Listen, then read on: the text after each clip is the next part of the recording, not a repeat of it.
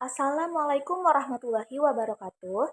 Saya Rika Anggita Nuraini dari kelas A dengan NIM 04021182490022. Yang pertama, di sini saya akan menjelaskan tentang ginjal. Ginjal adalah organ utama dalam sistem ekskresi yang berfungsi menyaring limbah dan racun dari darah, kemudian mengeluarkannya dalam bentuk urin.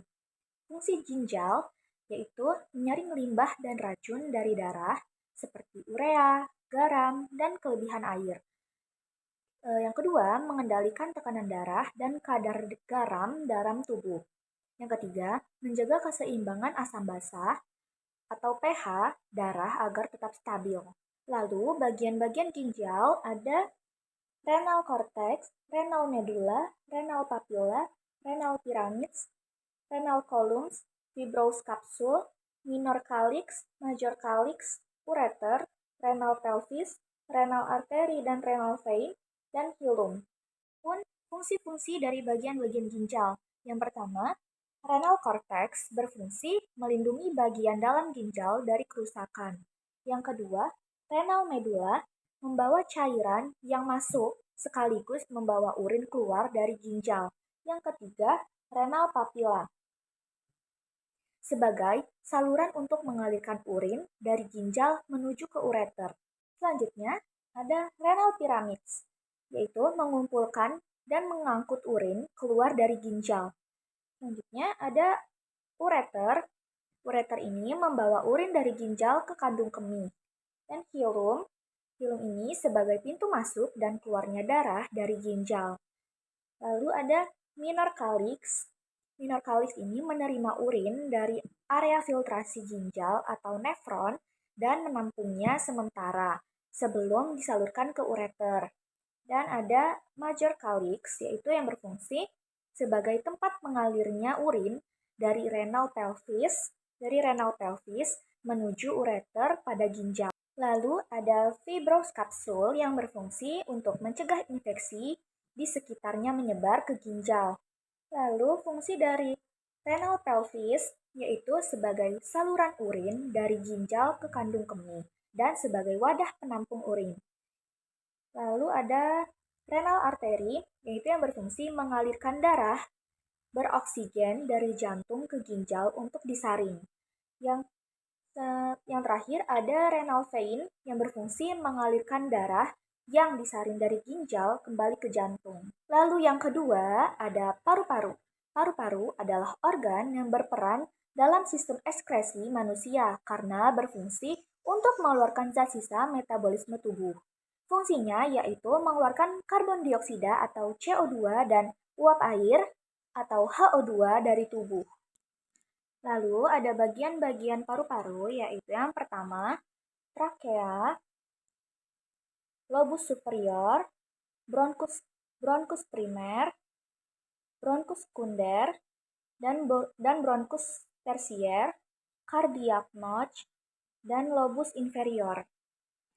Adapun fungsi-fungsi dari bagian-bagian paru-paru, yaitu yang pertama ada trakea, yaitu yang berfungsi sebagai jalan masuk dan keluar udara ke paru-paru. Yang kedua ada lobus superior, yaitu yang bertugas dalam pertukaran gas, menjaga keseimbangan oksigen, karbon dioksida dalam tubuh.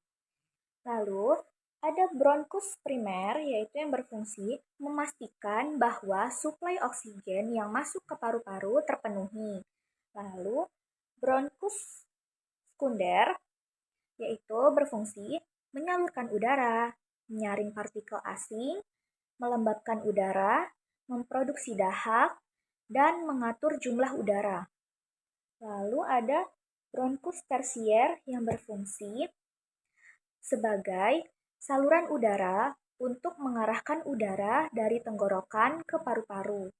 Lalu ada cardiac notch, yaitu yang berfungsi sebagai tempat tersimpannya jantung manusia sehingga membuat kedua paru-paru memiliki bentuk yang berbeda. Lalu ada lobus inferior yang membentuk dasar paru kiri dan sebagian permukaan kosta dan mediastinum. Lalu yang terakhir ada lobus middle sebagai bagian dari paru-paru. Lalu yang ketiga ada kulit. Kulit merupakan organ tubuh terbesar yang melapisi seluruh tubuh, membungkus daging dan organ-organ di dalamnya. Fungsinya sebagai organ ekskresi dalam tubuh manusia karena mengeluarkan keringat yang mengandung zat sisa metabolisme dan racun. Lalu ada bagian-bagian dari kulit, yaitu yang pertama ada hair, sweat pore, nerve, sweat gland, hair bulb, vein, arteri, adipose tissue, epidermis, derma, hipodermis, dan subcutaneous layer. Adapun fungsi-fungsi dari bagian-bagian kulit, yaitu yang pertama ada hair atau rambut, berfungsi untuk melindungi kulit, mengatur suhu tubuh, dan membantu kerja sistem saraf. Lalu ada sweat pore atau kelenjar pori, berfungsi untuk mengeluarkan keringat dari kulit. Lalu ada nerve atau saraf, untuk merasakan sentuhan dan rasa sakit. Lalu ada sweat gland atau kelenjar keringat untuk mengeluarkan keringat. Hair bulb, tempat sel-sel hidup membelah dan tumbuh untuk membentuk batang rambut. Lalu ada vein atau pembuluh darah, berfungsi untuk membawa darah yang mengandung karbon dioksida atau CO2 dari seluruh tubuh kembali ke jantung. Lalu ada arteri, berfungsi untuk membawa darah yang kaya oksigen dari jantung ke seluruh tubuh termasuk kulit. Lalu ada adipose tissue atau jaringan adiposa untuk menjaga suhu tubuh tetap normal. Lalu ada epidermis untuk melindungi tubuh, mencegah dehidrasi, menentukan warna kulit, membentuk sel kulit baru, dan menerima rangsang. Lalu ada derma.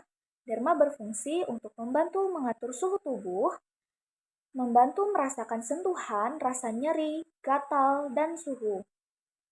Lalu hipodermis berfungsi untuk mencegah dehidrasi, menahan radiasi sinar UV, membantu pembentukan vitamin D. Lalu yang terakhir ada subcutaneous layer untuk melindungi tubuh dari suhu panas dan dingin. Yang keempat ada usus besar.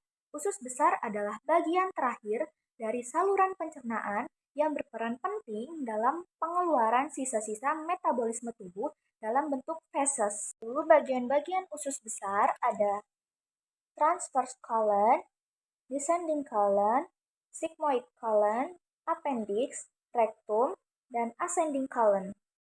Kolon terbagi menjadi beberapa bagian, meliputi kolon ascending, kolon transversum, kolon descending, dan kolon sigmoid. Kolon berfungsi menyerap air, garam, dan beberapa nutrisi sisa dari makanan yang tidak dicerna. Lalu ada appendix atau usus buntu adalah struktur kecil berbentuk seperti kantong yang terletak pada bagian cecum, yaitu bagian pertama dari usus besar, berperan dalam sistem imun dan penyimpanan bakteri baik. Ada rectum adalah bagian dari usus besar yang berfungsi menyimpan feses sementara sebelum dikeluarkan melalui anus.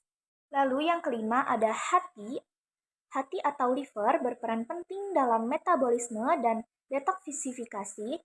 Meski tidak langsung terlihat dalam proses ekskresi, ia berperan besar dalam pengelolaan limbah tubuh dan pemeliharaan keseimbangan kimiawi. Lalu di sini ada gallbladder atau empedu berfungsi dalam pengeluaran beberapa limbah tubuh yang tidak dapat diekskresikan melalui ginjal. Vena cava yaitu yang berfungsi mengangkut darah yang telah disaring oleh ginjal dan diproses oleh hati. Lalu yang terakhir ada ligamen. Ligamen adalah jaringan ikat yang membungkus hati yang berfungsi memisahkan lobus kanan dan kiri. Ligamen terdiri dari ligamen falciform, ligamen koroner, dan ligamen rotundum. Sekian dari saya. Wassalamualaikum warahmatullahi wabarakatuh.